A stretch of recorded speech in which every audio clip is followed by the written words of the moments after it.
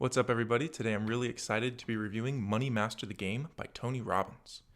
So Tony Robbins is a motivational speaker and mental coach who's made a large success of himself through speaking and coaching.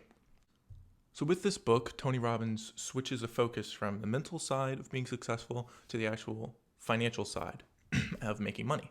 And I was a little skeptical at first because he's not a financial advisor. There's a lot of things he's not. He's a speaker.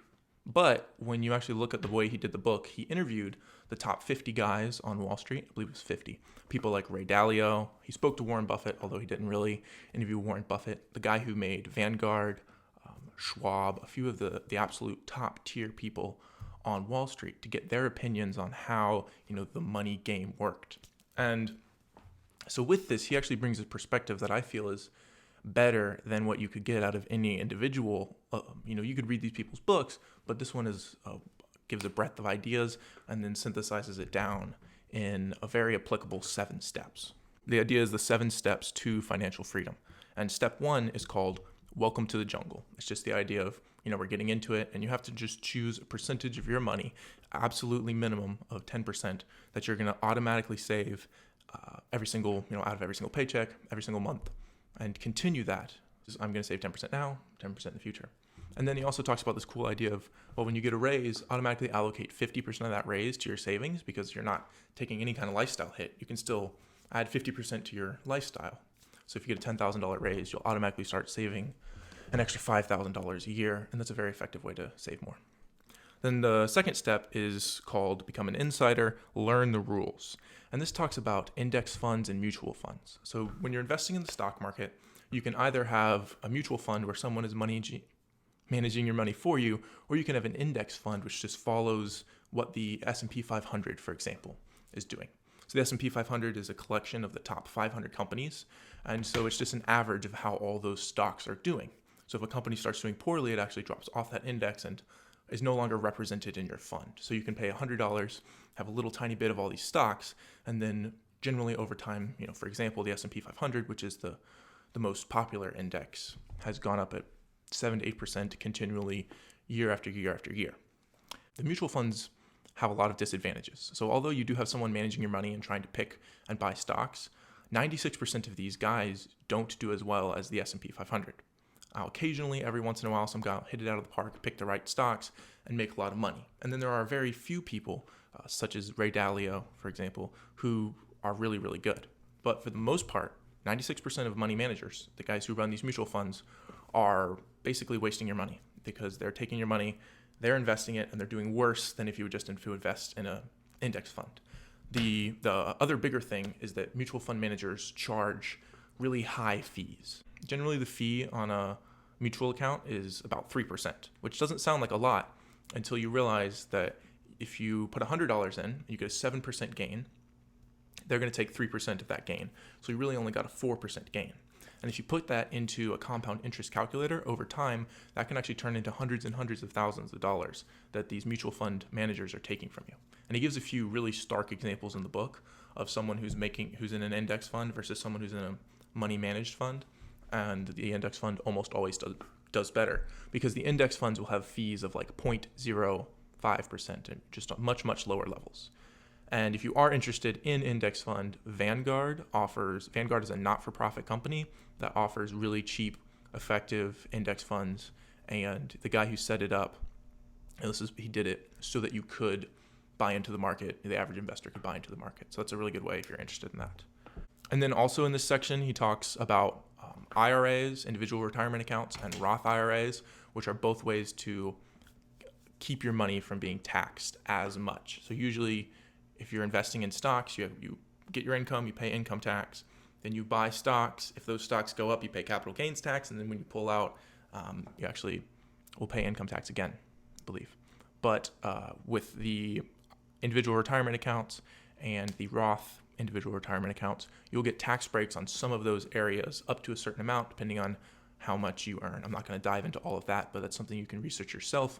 So if you are at a job, you want to make sure that you're putting some of that money into these retirement accounts and making sure that those retirement accounts are then buying index funds instead of mutual funds so that you're keeping all of your money. So step 3 is what is the price of your dreams.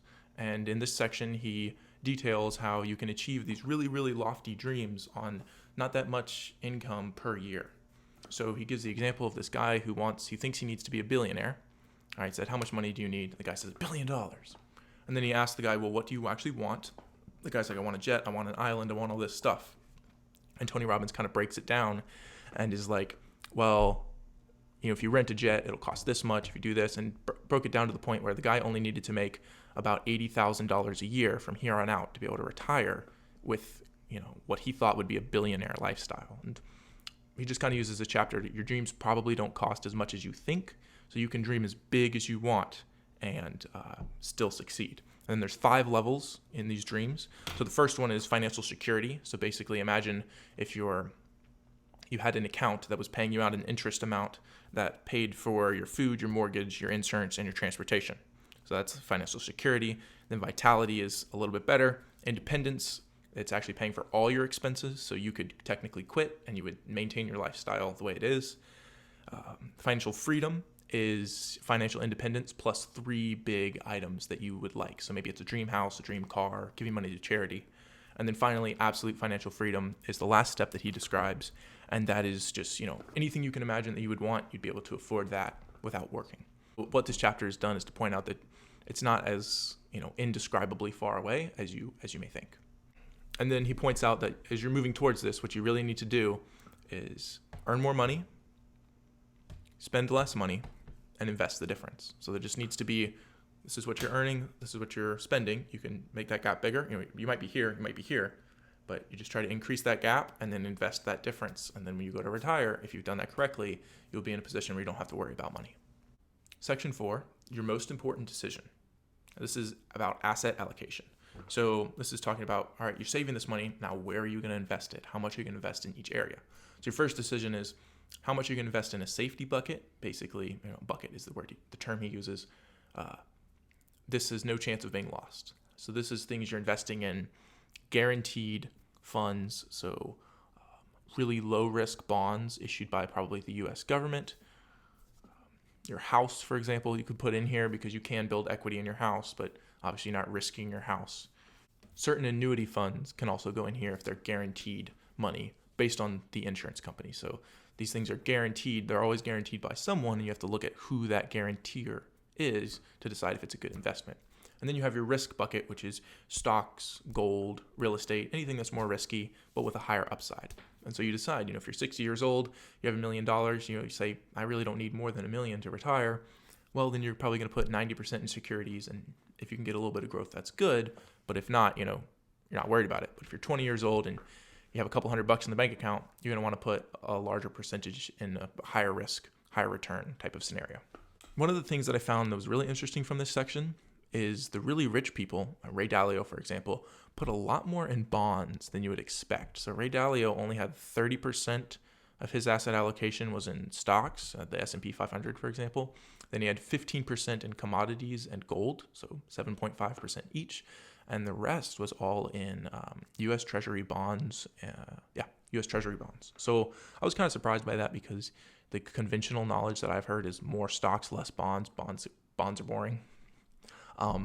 And Ray Dalio, who averages a 20% return per year, which if you would put that into an investment calculator, go pause this video, put 20% returns a year in an investment calculator. You can look one up online and you'll just be mind blown by how fast your money grows. So if you were able to get Ray Dalio to manage your money, unfortunately, he's retired. And you would need $500 million in the first place for him to invest your money. But one of the good things about this book is you get access to information from someone who you would need $500 million in liquid funds if you wanted to invest with him in the real world.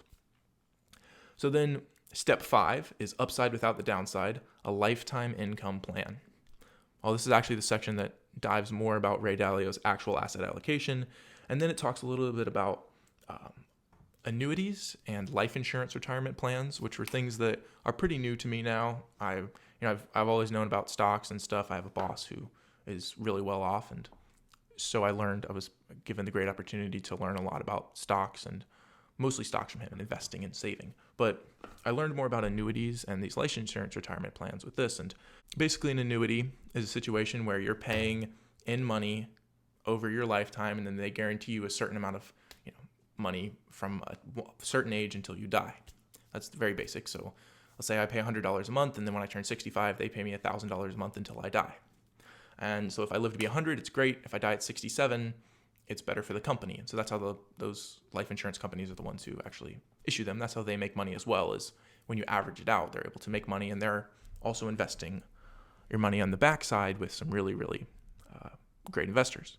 And then life insurance retirement plans are similar, but it's actually using life insurance before you die is the idea. And so there's some cool tax benefits to it. I won't dive into it. It's not very complicated, but it is a bit complicated. But if you want to look up those, they're good ways for you to gain additional tax benefits as well.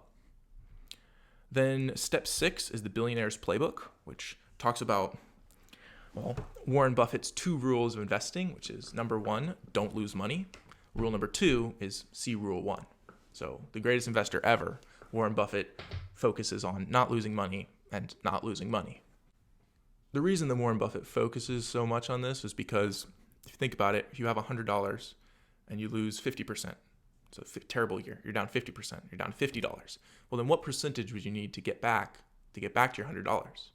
You'd actually need $50, which is 100% of $50. So you have to actually double your returns.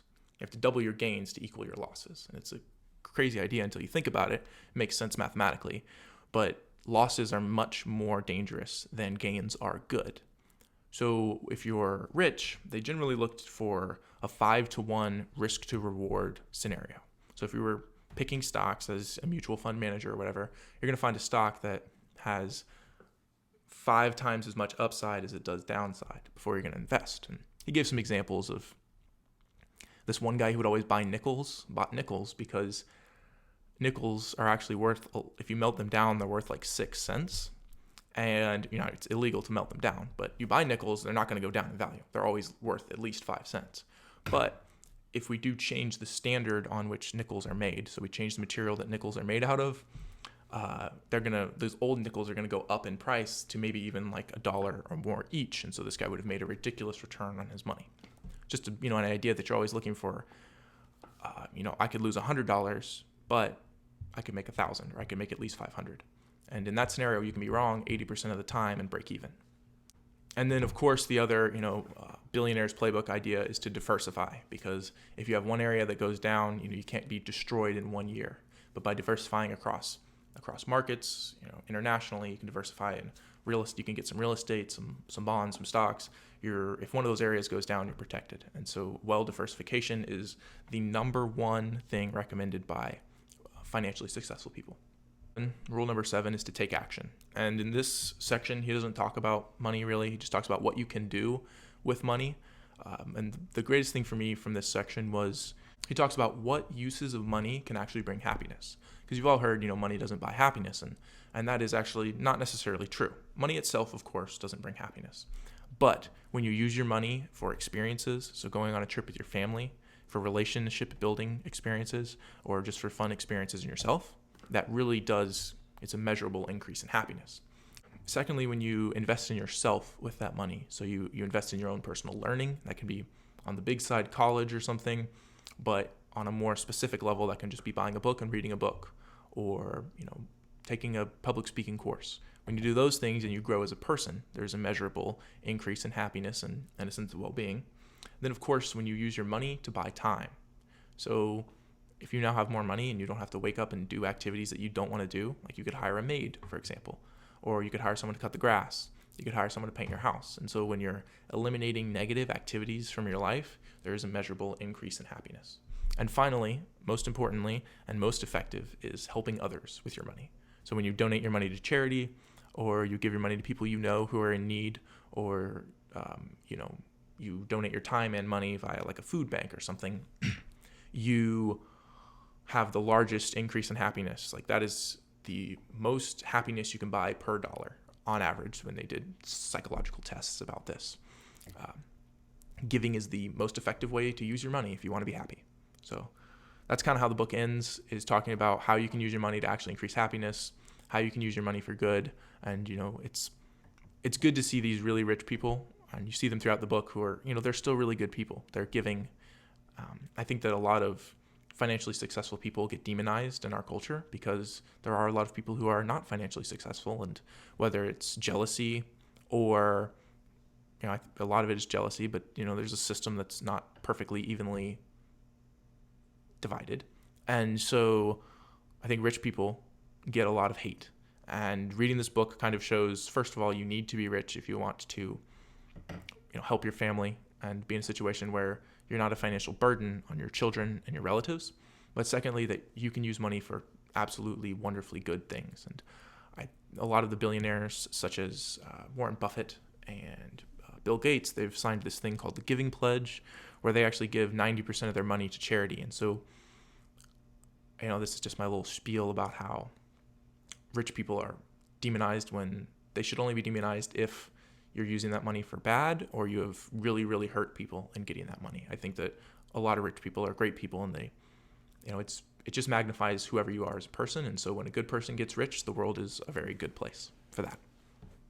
So lastly, as a review, I would give this book an 8 out of 10. There was really good information. Absolutely. It can get a little dry sometimes, you talk about taxes or whatever. So as far as the information goes, 9 out of 10. It's a less interesting story because it is a book all about money. So if you're not into that, it's not overly interesting, but absolutely worth it. You can get it on, Audible, library, whatever. Tony Robbins probably has a website where you can get hammered with all his other ads and stuff. But it's a great book. I'd absolutely recommend it. And it's one of those that, you can sit down and read with your dad, who maybe doesn't pay attention to his finances, and it can really be life-changing. If you're young and you can read it now, you can set your life up for success. But if you're older, it kind of shows you, hey, you're not screwed, but you need to do some stuff now to be successful in the future. So for the key takeaways, ignorance is not bliss is one of the biggest key takeaways for this. It's not okay to be ignorant. Ignorance is not bliss, because one day you will run out of money. You retire and you only have a few $100,000, or you only have a few $1,000s, and yeah, ignorance is not bliss. So pay attention to what's going on with your money in your life. And the third key takeaway is the idea that economics is incredibly difficult, incredibly complicated, and it's something that very few people understand well. But personal finance doesn't have to be hard. We live in a world where the internet and index funds and retirement accounts and stuff have made it so that you can pretty much automate your financial life, and maybe spend a few hours a year sitting down with a financial advisor who you trust and who's on your side, and really set yourself up for long-term success. You don't have to be trading stocks. You don't have to know all about the stock market.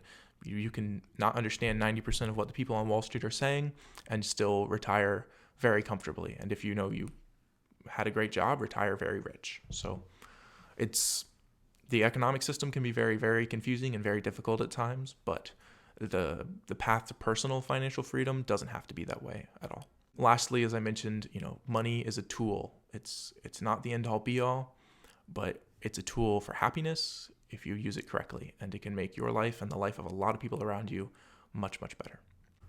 So that's it, everybody. This book's all about taking action and getting your finances in order, but it's it's not a boring approach to it.